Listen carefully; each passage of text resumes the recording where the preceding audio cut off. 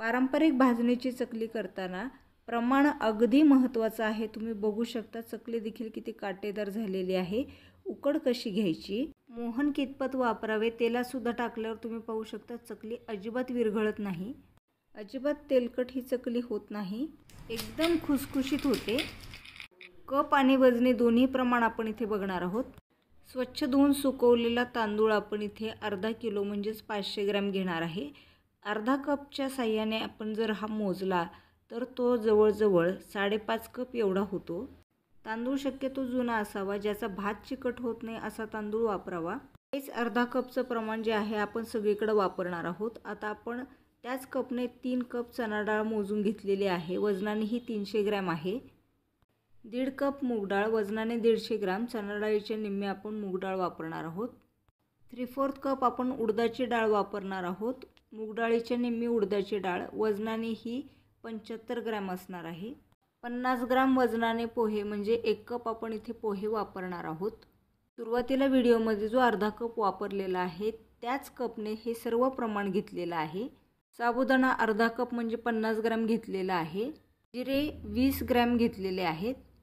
कपने पाव कप आपण हे घेतलेले आहेत। धने आपण 1 कप म्हणजे 45 ग्रॅम एवढे घेतलेले आहेत। यानंतर सर्व धान्य भाजण्याच्या आधी आपण एक सुती कापड पसरून ठेवलेलं आहे। सर्वप्रथम आपण तांदूळ भाजायला घेतलेला आहे। तांदूळ खूप लाल होईपर्यंत भाजायचा नाही, तो फक्त थोडासा हलका होईपर्यंत आणि थोडासा फुगेपर्यंत आपल्याला भाजायचा आहे। यानंतर आपल्याला चण्याची डाळ भाजून घ्यायची आहे। डाळ आपण थोडीशी खरपूस छान भाजून घेणार आहोत आणि त्याच्यावर थोडेसे काळे डाग येईपर्यंत आपण ही डाळ भाजणार आहोत। त्यानंतर मूग डाळ देखील आपल्याला बारीक गॅसवर छान खरपूस भाजून घ्यायची आहे। कुठलेही धान्य आपल्याला खूप असे लाल करायचे नाहीयेत। ही धान्य ज्यावेळी थंड होतील त्यावेळी एक एक धान्य तुम्ही दाताखाली घेऊन चावून बघायचं आहे। त्याचा कुरकुरीत असा आवाज आला की समजायचं आपलं धान्य व्यवस्थित भाजलं गेलेलं आहे। यानंतर आपण उडदाची डाळ देखील भाजून घेणार आहोत। सुरुवातीला मी ही सर्व धान्य धुवून सुकवलेली आहेत। शक्य नसल्यास ते ओल्या कपड्याने पुसून घ्यावीत। उडीद डाळ जास्त झाल्यास चकली जास्त चिकट आणि कडक होते। साबुदाणा छान हलका होईपर्यंत आपल्याला भाजून घ्यायचा आहे, त्यामुळे आपल्या चकलीचे तुकडे पडत नाही आणि चकली शेवटपर्यंत कुरकुरीत राहते। धने आणि जिरे हे आपल्याला हार्डली अर्धा ते 1 मिनिट एवढेच भाजायचे आहेत, कारण ते जास्त भाजल्यास आपली चकलीला कडवटपणा येतो। तांदूळ आपल्याला साधारण 5 ते 7 मिनिट भाजायचं आहे। मूग आणि उडीद ही 2-2 मिनिटच आपल्याला भाजायची आहे। आता सगळ्यात शेवटी आपण पोहे भाजून घेणार आहोत। त्याला साधारण 1.5 मिनिट लागलेला आहे। सर्व धान्य आपण असे सेपरेट पसरून ठेवलेले आहेत। धान्य गार होईपर्यंत एकमेकात मिक्स करू नये। सगळे धान्य व्यवस्थित भाजली गेली आहेत का ते चेक करावं।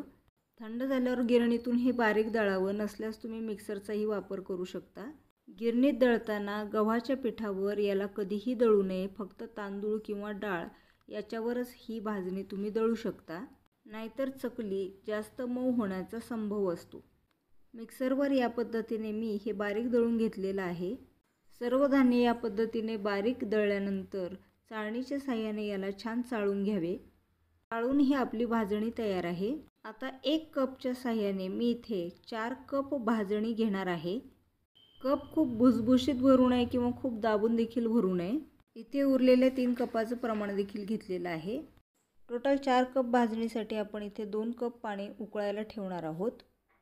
4 पोह्याचे चमचे आपण इथे तेल घालणार आहोत, म्हणजे प्रत्येकी 1 कपाला 1 चमचा मोहन आपण घातलेला आहे। भाजणीमध्ये आता आपण चवीनुसार मीठ घालणार आहोत। 1.5 चमचा आपण याच्यामध्ये ओवा घातलेला आहे। 2 चमचे आपण याच्यामध्ये लाल तिखट घातलेला आहे। तुमच्या आवडीनुसार तुम्ही प्रमाण कमी जास्त करू शकता। 2 चमचे आपण याच्यामध्ये तीळ घातलेले आहेत आणि थोडीशी हळद आपण इथे घालणार आहोत। तेल आणि पाणी जे आपण एकत्र केलेलं होतं याला उकळी आणलेली आहे। आता याच्यामध्ये आपण ही भाजणी घालणार आहोत आणि याची आपण मस्त उकड काढून घेणार आहोत। उकड काढल्यानंतर चकली विरघळते किंवा तेलकट होते असं अजिबात नाही। तुम्ही पाहू शकता याला छान असा बांधीवपणा आलेला आहे। आता ही उकड आपण एका परातीमध्ये काढून घेणार आहोत। बाजूला आपण साधारण 1 कप आणखी पाणी कडकडीत गरम करून घेतलेलं आहे। त्या पाण्याचा थोडा थोडा हात लावून हे पीठ घट्ट असं मळून घेतलेलं आहे। एक्झॅक्ट हा 1 कप मला पाणी लागलेलं आहे, म्हणजे टोटल मला इथे 3 कप गरम पाणी लागलेलं आहे। आता ही उकड आपण झाकून ठेवायची आहे। सुरुवातीलाच आपण 3 कप इथे पाणी घातलेलं नाही। सुरुवातीला फक्त 2 कप आणि नंतर 1 कप आपण थोडं थोडं करून हे पाणी त्याच्यामध्ये घातलेलं आहे। आता हा मोल्ड ग्रीस करून घेतलेला आहे। आता थोडासा याचा पोर्शन घ्यायचा आहे आणि हा छान मळून घ्यायचा आहे। जेवढी आपण ही उकड छान मळू तेवढ्या या उकडीला चिकटपणा येतो। चकलीचे आपल्या अजिबात तुकडे पडणार नाहीत। बटर पेपरवर आपल्याला ही चकली पाडून घ्यायची आहे। सुरुवातीचा आणि शेवटचं टोक प्रेस करून घ्यायचं आहे, म्हणजे चकली आपली तेलात टाकल्यानंतर उलगडणार नाही। तेल तापलेलं आहे की नाही हे बघण्यासाठी एक छोटी चकली आपण टाकून पाहिली। तेलाचं तापमान हे खूप जास्त असू नये, साधारण 100 डिग्रीपर्यंत याचं तापमान असायला हवं। आपल्याला गॅस हा मीडियम हीटवर ठेवायचा आहे। जास्त मोठा गॅस असल्यास आपली चकली ही बाहेरून लाल होईल आणि आतल्या बाजूनी कच्ची राहते आणि नंतर ती मऊ पडते। चकल्या टाकताना चकल्यांची फार गर्दी करू नये। साधारण 2 ते 3च चकल्या तुम्ही याच्यामध्ये तळताना एका वेळी टाकाव्यात, नाहीतर तेलाचं तापमान खूप खाली येतं आणि चकली व्यवस्थित तळली जात नाही।